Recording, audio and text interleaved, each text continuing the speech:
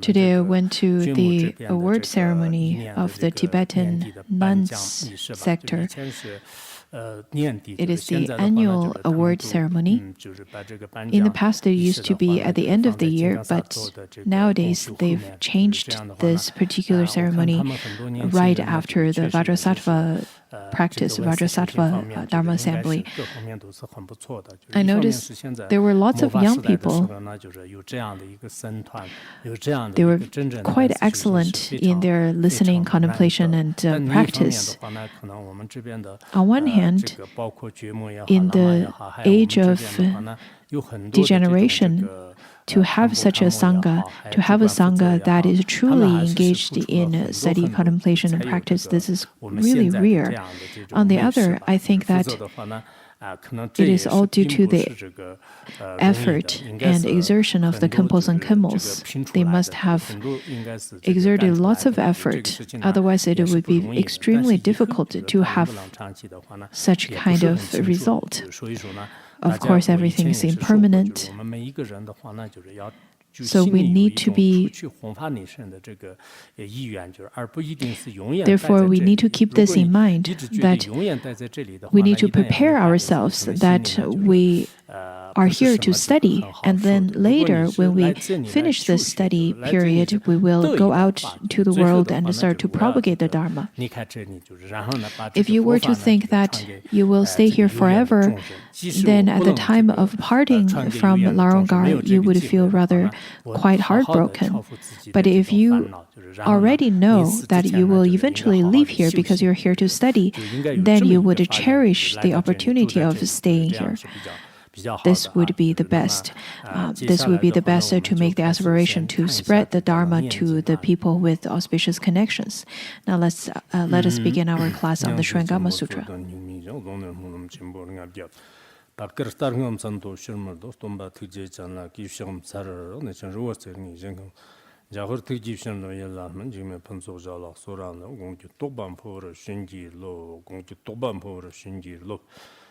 The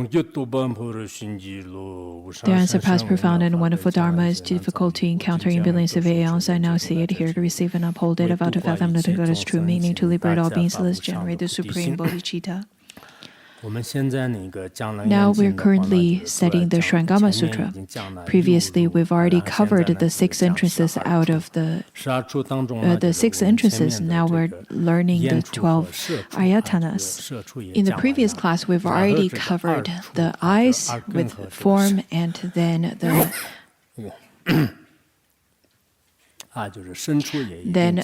ears with the sound, and then the nose and fragrance. So those 6 places were already covered from previous class. Now we will continue. Let us continue to talk about the tongue, that is the faculty, and then the taste.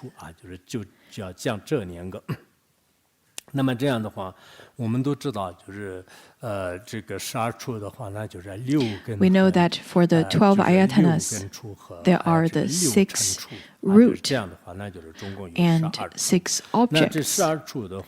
Therefore, the 12 places, the 12 ayatanas. Now the Buddha told Ananda, twice every day you take up your bowl along with the rest of the assembly. The Buddha told Ananda, saying that in order to further investigate on the tongue and the taste, let me give you an example, so that Ananda will be able to understand. Taking Ananda as an example, the Buddha said that you would take up your bowl along with the rest of the assembly twice a day, every day, And among what you receive in maybe things of supreme flavor, such as curds and buttermilk and clarified butter. So usually the monks, the monastics, would beg for alms. And in terms of the mealtime, they would have a morning breakfast and then lunch. And that's the only 2 meals they would take.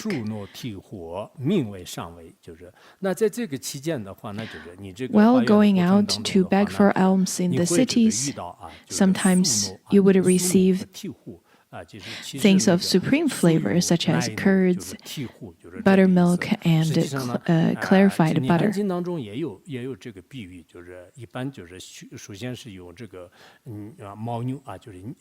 the Parinirvana Sutra, also, there's a similar example where it says that at the beginning, if you were to have a cow, and then from the cow you will be able to get milk, which after churning you will be able to make curds. A type of cheese. And then after churning and you get the curds, there are 2 types of clarified butter that would be left over. One is the raw clarified butter, and the other one is the matured clarified butter or ghee. If you're familiar with the whole process of churning the milk and what kind of milk you would be able to get, usually the curds or the cheese is very similar to the Tibetan curds. In the breakfast, we would usually use those curds and mix it together with porridge in the morning. After churning the milk, what is left over is part curd and the other part is ghee. In Tibet, we would melt the ghee, and then whatever is left is the curd.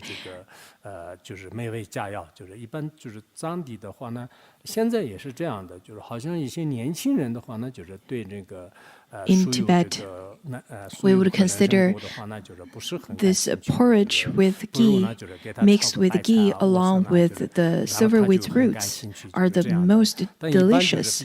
Therefore, those kinds of food are usually offered to the monastics during the offering time, and that is considered as the most supreme flavor. But that's just the tradition, and the young people nowadays, they're not very happy or they're not very satisfied with the silver wheat fruits, the roots cooked along with the ghee. They would rather prefer some vegetables. They would be more interested in that. But for the older Tibetans, they indeed still keep the tradition of eating ghee along with silver wheat root. Ghee is considered as something that is the most supreme for the health of the human body. According to Parinirvana Sutra, it says that the ghee could cure lots of illness, including arthritis. But of course, you won't be able to eat too much. It is not recommended because it could also cause fatty liver. But in winter, I think some ghee with tsamba would be very delicious and very healthy too. That being said, nowadays I think ghee is getting more and more expensive. Do you know how much it is per half a kilo now? During the Dharma assembly, it is offered at a discount price of 28 RMB per half kilo. How many did you buy during that time? 4 kilos. And you eat every day? How do you feel? It's okay. But you look rather quite skinny. I don't know if you actually eat sufficient amount.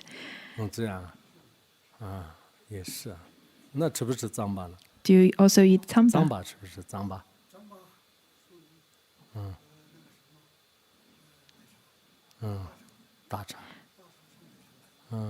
The monk replies, I eat the Tibetan tea mixed with tsamba and ghee together for breakfast.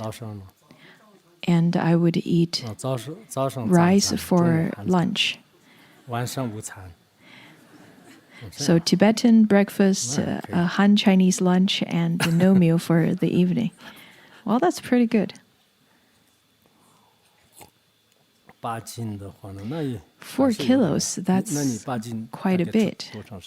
How long usually does it take you to finish eating 8 kilos? It would last all the way till the Kshitigarbha Dharma Assembly, and then you will purchase again during the Kshitigarbha Dharma Assembly during August or so, and then you can purchase again, which would last you till the Sukhavati, the Amitabha's Dharma Assembly. Well, that's very smart of you. Anyhow, over here, since you said the ghee tastes really good, I'm going to ask you, does this supreme flavor of ghee comes from the tongue or from the food or from the space? Where does it come from? The Buddha over here asked Ananda, saying that, what do you think? Are these flavors produced from emptiness? Do they come forth from the tongue?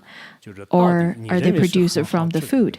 Since you think it tastes really good, since you think that it has the supreme flavor, where does this supreme flavor comes from? Where does this flavor comes from? Does it come from your tongue faculty, or does it come from the food itself, or does it come from emptiness? Again, Ananda, suppose that the flavors came from your tongue. Now there is only one tongue in your mouth. When that tongue had already become the flavor of curd, then it would not change if it encountered some dark rock candy. The Buddha said that, well, without the tongue you won't be able to taste it. So suppose the flavor came from your tongue. On top of that, you have only one tongue, and that one tongue has already tasted the flavor of the ghee, this clarified butter's taste. After tasting it with your tongue, then the tongue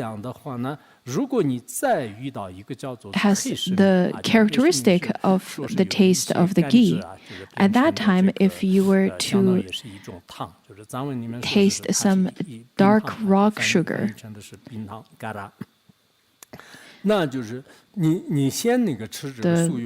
according to the Tibetan translation, it is the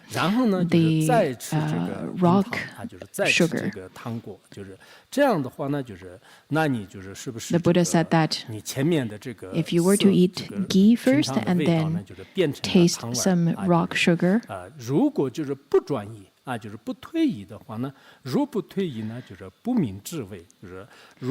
your previous taste now has already transformed into the taste of sweetness. If it doesn't change, suppose it did not change, that would not be what is called knowing tastes.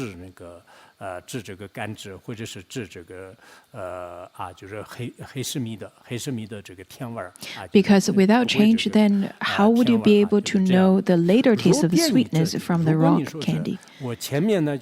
Suppose it did change. After tasting the ghee first and then the candy after, if the taste did change, since we know that the different tastes happens based on or reliant on our tongue faculty.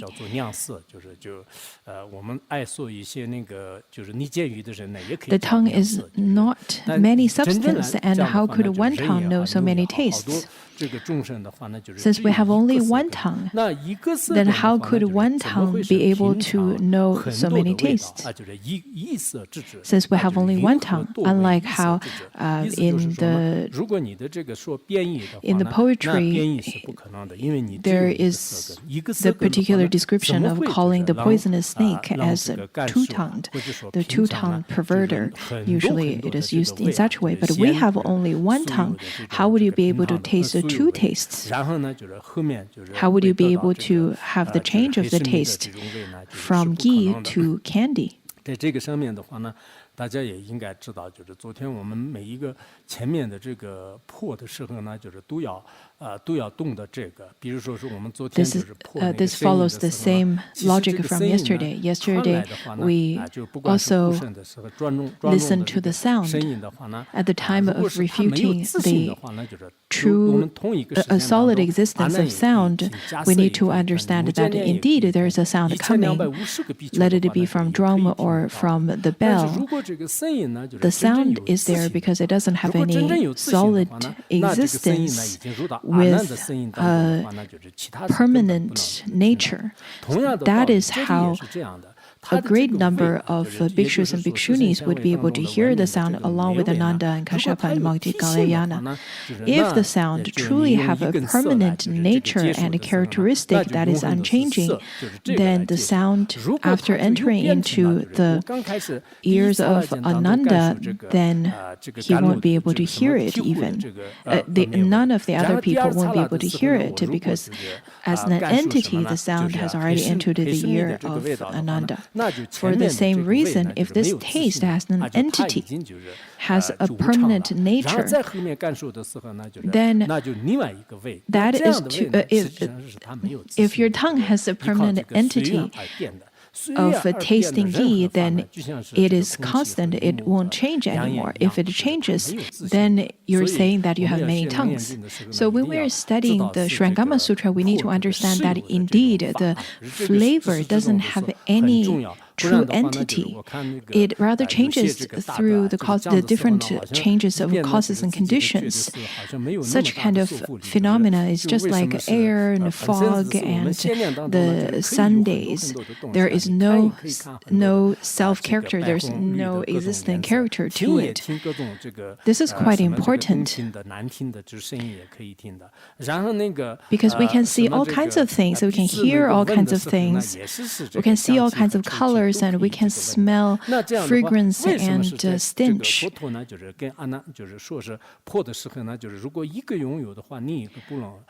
Why does the Buddha tell Ananda to say that if you were to refute one, then if you were to say that you have one, then you won't be able to have the other. Why is it? It is people after studying the ornaments of Madhyamika will be able to understand. It is because the sentient beings would hold on to something that is truly existent and that has a self-character and is an entity. That is how our grasping works. But if one were to say that the nature of all phenomena is not like that, then it is false. But to know that is false is completely different than our grasping.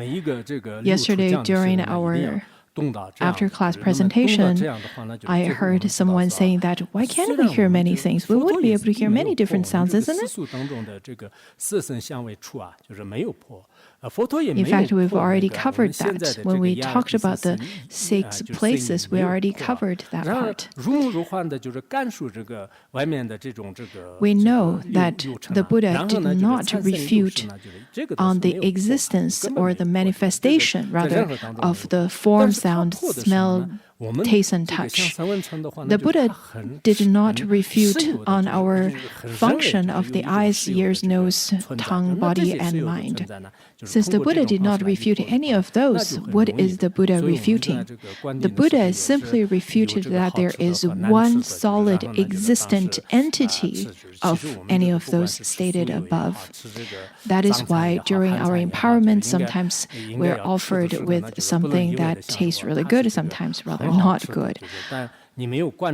Whenever you look at those experiences, let it be a good flavor or a bad flavor, you need to make the observation, where does that flavor comes from. Does it come from your tongue? Does it come from the ghee? Does it come from the space in between?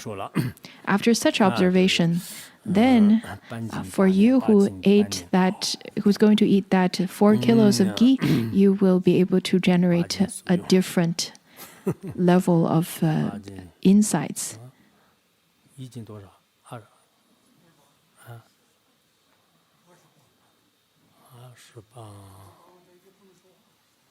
啊？你是保管在即是吧？哦，那怪素有吗？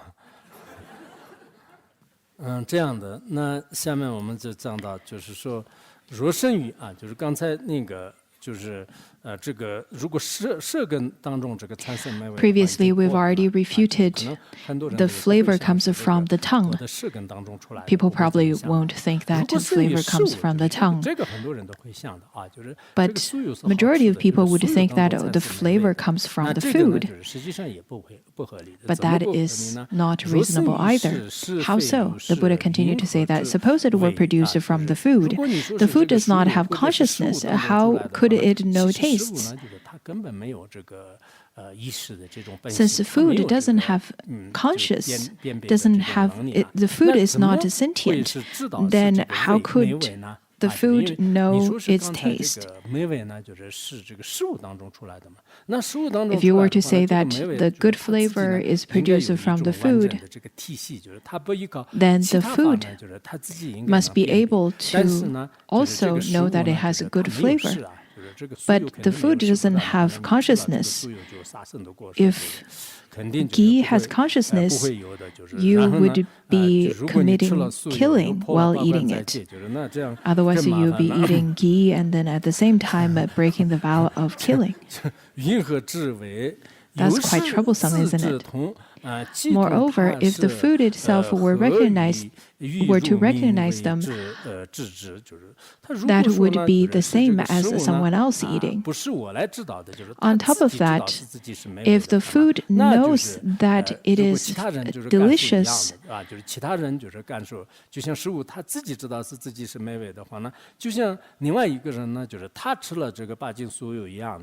then other people, it is just like someone else ate the ghee. What does it have to do with you? What connection would that have with what is called your recognition of taste? It is like you watching some other people eating the ghee.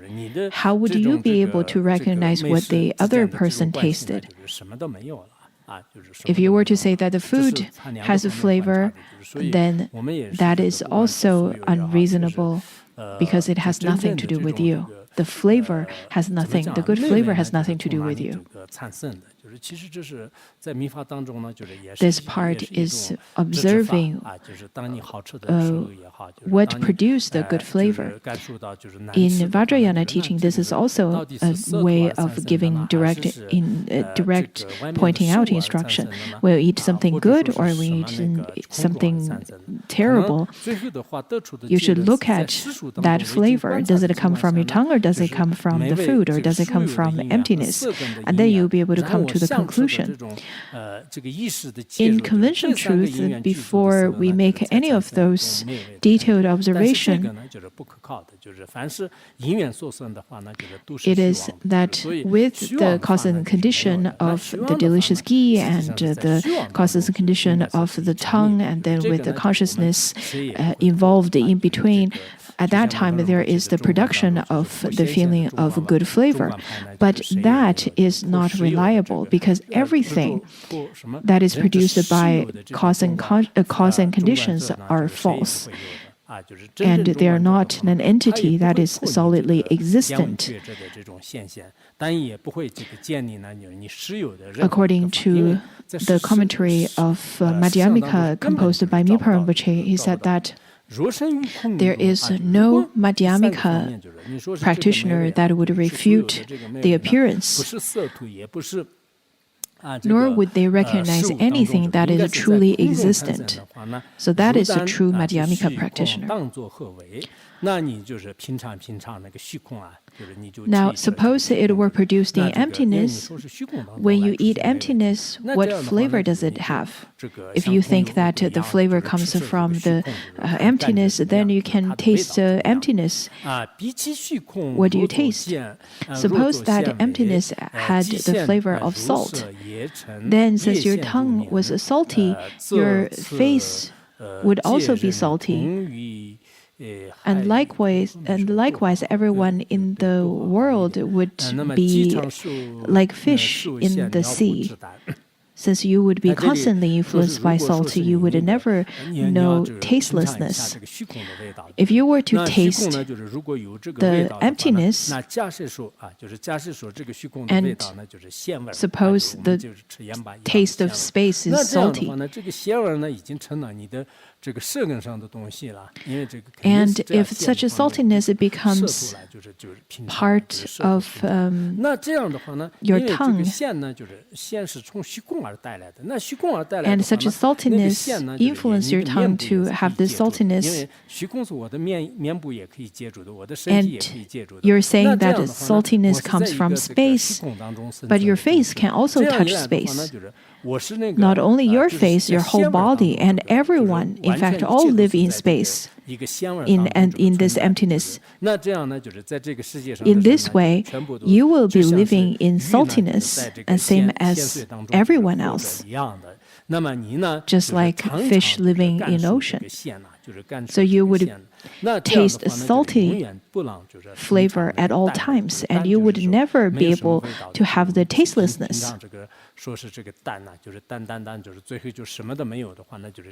That kind of neutral taste, or without taste.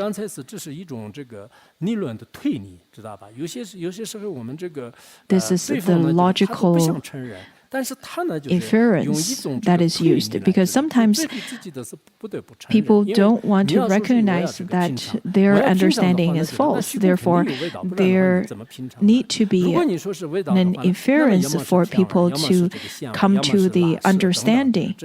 So through this logical inference, the Buddha said that, well, if you were to say that if it's a tongue, if the flavor comes from the tongue or comes from the food or comes from emptiness, then you would face such a kind of a faulty consequence or faulty conclusion. If you were to say, since the Buddha had already refuted from the tongue and from the food, and now maybe the other person thinks that it comes from emptiness. The Buddha then gives an example. Well, let's say if the emptiness tastes like salt, it could be sugar, it could be something else as well. But then if it tastes like salt, we are all immersed in emptiness. We're all immersed in this space. For that reason, the sentient beings, every sentient being would just be like the fish living in the ocean and would be infused in salt, the salt flavor at all times. And we don't have to buy salt anymore.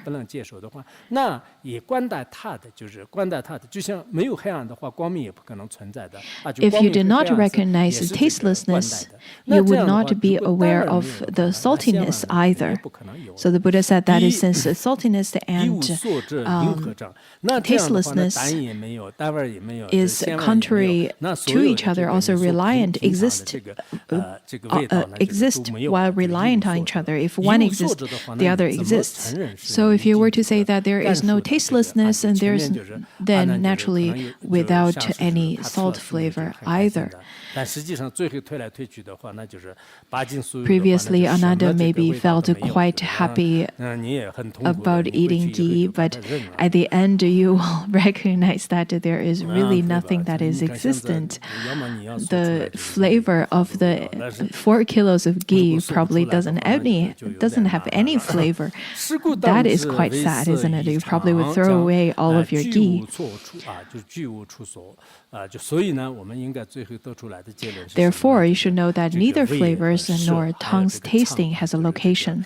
这是有时候是这是两个方面观察的，在这里是这个味道，就是然后这个色根，还有呢就是用这个色托来品尝 the tasting 味道的这个这种介述的这个方式啊，就是这 the 三者 method 的话呢 of 是其实是 receiving 没有 the 这个出 flavor. 处 In 的 fact, 啊 the 就是 three 它的这个 of 色根 them 呢就是也没有 have 这个 no 出 place. 处。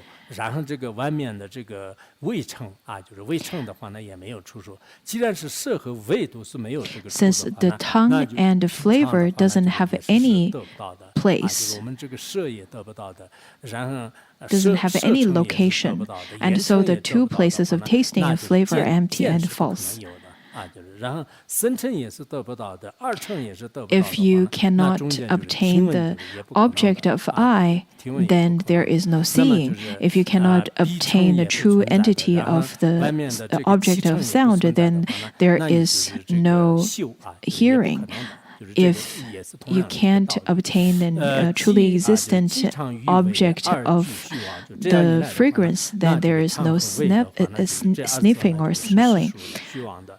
本 For the 非 same 因缘，本 reason, 非自 if 然， you 性 cannot 就是它 obtain 不是 any 这个 truly 因缘而产生 existent 的，也并 flavor, 不是 then 自 how 然 could 常有 there 的 be 存在的。 tasting? 那它 How 是什 could 么呢？ there 就是 be 它这 the 个 tongue 这个 faculty? 如来藏啊，就是 There- 妙真如， Therefore, the Buddha said their origin is not in cause and conditions, nor do their natures arise spontaneously.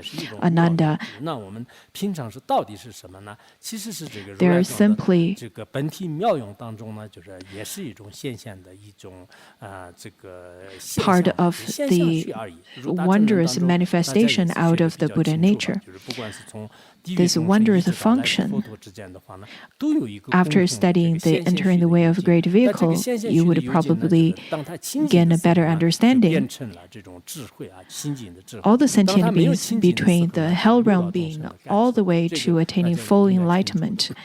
There 这 is 是我们就是 the 讲到的什么呢？就是讲到的这个manifested subject, and then at the time of completely being purified, then that becomes the pure wisdom. Before it is purified, then the feelings, the sensations of the six realm 下面 beings 呢，我们这个 are 身根和那 different. 个 That has been explained quite 就讲这个道理。 quite in detail in the entering the way of the great vehicle. Now let's look at the next one. Ananda, 佛陀就是告诉阿难，就是下面呢， early 这个 every morning 身根 you rub your 身 head 根 with 跟 your 这个外 hand. 面的触称，就是要抉择为 Now the 同 Buddha 时 started 啊 to 以这个方式来，就是就指示。那这样的话呢，就是首先也是这个让阿难 expound 现在 on 阿难 the 什么都不做，就一直 touch 等着 and 就是说 the 就是 root 怎么 of 怎么好 body. 像就是睡着了一样 Ananda 的 at this 这个 point 一 has 点 stopped saying 动静没有。 anything, doesn't respond anymore. 本来是他六出什么六入讲完了以后，应该就是打个招呼。 Initially, 或者是 after 六 the Buddha finished giving the 12处 teachings 讲完了以 on 后， the 还 six 是不说 entrances, 什么。 he should have said something, 那一直佛陀 or 就是讲 after 就是这样 finished 的 giving 话 the teaching 那 on 他 the 这里 12就是说是 ayatanas, 你那个 he 常 should 常 have 呢， some. 就是造 He should 成 have 就 said 是造 something, 成 but 的 he 这个 didn't. 艺 Anyhow, 术 the 目 Buddha 的， kept on 前 giving 面 the 也讲过 teaching. 这个 The 出 Buddha 家人 said 是 that 艺 in 术 the 目的 morning, when you 那么 touch 这 your 个 head with your 艺术 hand, 目图的话呢，就是实际上是 it is 像汉地 a 的，比如 tradition 说 for 这 the 个白藏 monastics 禅 to 寺的 touch 这 their 个 hand, 一些 touch 那 their 个 head with 啊， their 就是亲 hands. 近这个结规当中的 In 话，那就 the 也是 mainland 讲， tradition, 就 for 是这 example, 个出 Master 家人呢， Bajang, 就是 in 一天的 some 自 of 然 the 摸三 precepts, 次 he 头， said 摸 that 三次头， as 就尤其 monastic, 是在 one 造 should 称的时候呢，就是 touch 摸 the 三次头。 head 3那摸三 times. 次头是什么呢？就是自己要摸自己的头，就是观察， Especially in the 就是 morning, 自 one 己是 should 这个 touch the 佛 head 陀 for 的弟 3子， rounds. Why 以 is 这 that? 个 It 为 is 师 because 为师， one need 还有 to 呢，就是以 remember 这个 that 4年处来这个修信啊， one 就 has 是这 already 样的。 shaved the head 以前那个寒山 to 这个 become the disciple of the 老 Buddha, 人这个蒙 so 语 one 记当 should 中的话呢，就是也是 revere 讲的 the 就是这 precepts 个 as 就 the 是出家 teacher 人这个 and 应 practice 应 with the 该 four 经常呢，就是 mindfulness. 三次摸头， In 就 Master 然后呢，就一 Hanshan's 天的这年来就是4年 recollection 修信 of 啊，就是这样的。a 所 dream, 以说 he 呢， also said 这 that 是一般来讲的 the 话呢， monastics 这 should 是出家人是也是一 constantly 种这个 touch 修 the 法， head. 就是早上起来 It 的 is 时候呢， a practice 其实也 to 是 maintain 为什么这样 right 呢？就是对 mindfulness. 自己想一 So 想， it 对吧？ is 摸 really a 摸头， practice 就 for 摸 the 摸头以后呢， monastics. to remember that, oh, I have no hair anymore and I am different than the worldly beings, because the worldly beings still have hair and I myself shaved off my hair voluntarily, unlike people who are forced to shave off their hair, for example, the inmates, or shave off their hair by the barber. It is not like that at all. It is to give up the 8 worldly dharma. It is a sign of that. If a monastic have already shaven the hair and do not want to give up all the 8 worldly dharma, that would be quite a shame. That would be quite embarrassing. So why don't we all touch our head right now? Maybe some of you still have hair and maybe some of you don't. Now, there is a sensation of touch. This sensation of touch, what do you think, Ananda? The Buddha asked. When there is a sensation of the rubbing, where does the ability to make contact lie? At the time of rubbing your head, of touching your scalp, is it smooth or is it rough? Because you're touching stubby hair, or if it's really smooth. So where is that sensation of rubbing? Is the ability in the hands or is it in the head? Where is that sensation? Again, this is another direct pointing out instruction. At the time of touching your head, while the hand touches your head, there is a sensation. Now, where is that sensation? On your head or on your hand?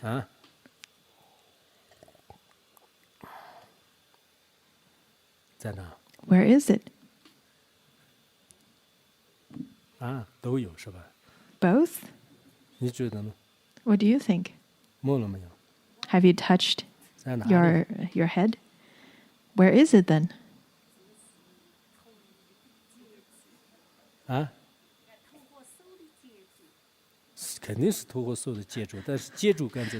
the sensation of the touch, through the contact of the hand.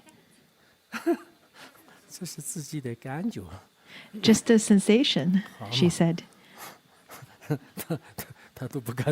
She doesn't even want to she doesn't even want to share that. Where is it? Where is the sensation? On your head or on your hand? And she answered, they're all illusory, they're all false. You're quite smart, because later I will start to refute her. Okay, all false, right? Okay. If it were in the hands, then the hand would have no knowledge of it. Your head would have no knowledge. If it were in the hands, then the head would have no knowledge of it. If it were in the head, then the hands would be useless.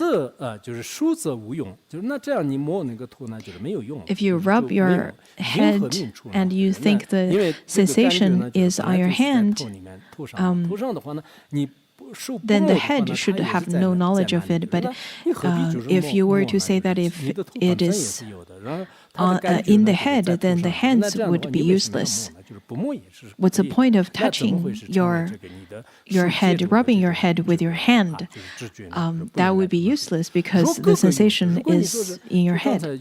If you were to say that it is both from the head and the hands, then you, Ananda, would have 2 bodies.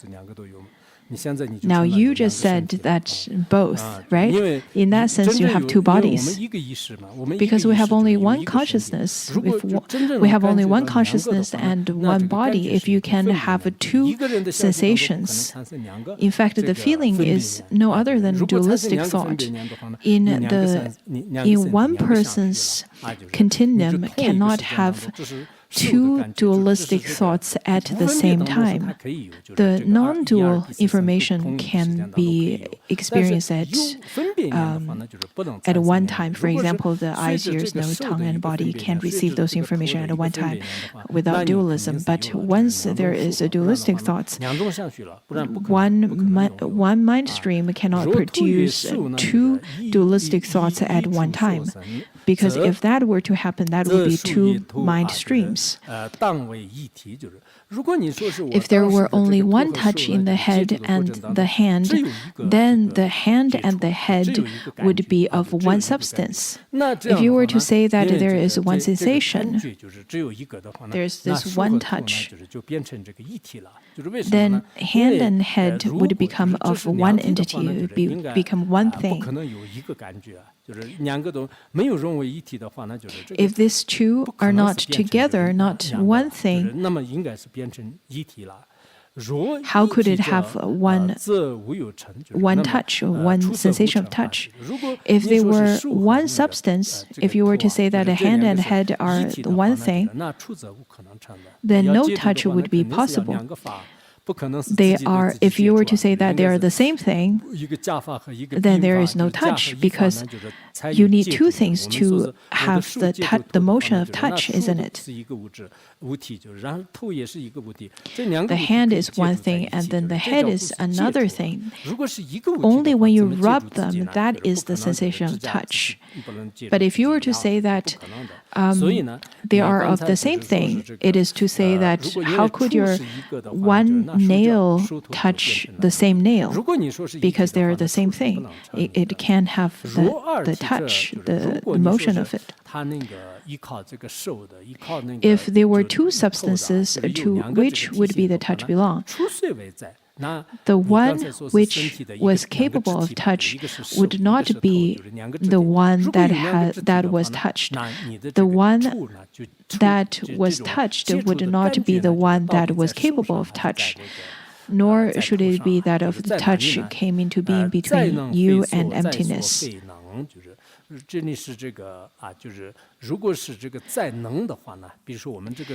If the hand that can touch and the head that can be touched, then the sensation, then when we talk about the sensation, if the sensation were to be located on the hand that can touch, it has nothing to do with what can be touched, which is the head.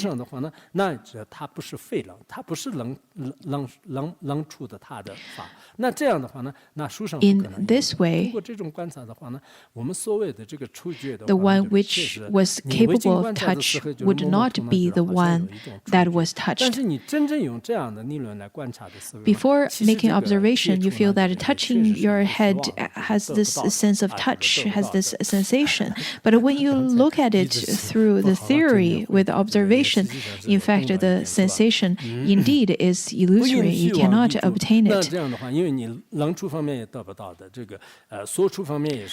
Similarly, there is no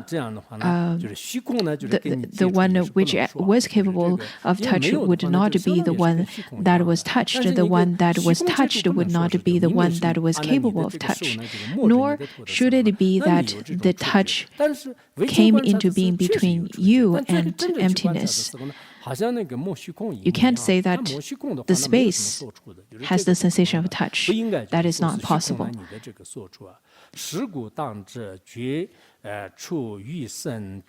Therefore, you should know that neither the sensation of touch nor the body has a location. And so the two places of the body and the touch are empty and false. By now, you should know that the touch, which is the object of the dust of the object, and the body, which is the dust of the faculty of the body, as well as the sensation, these three doesn't have any location. The body and touch.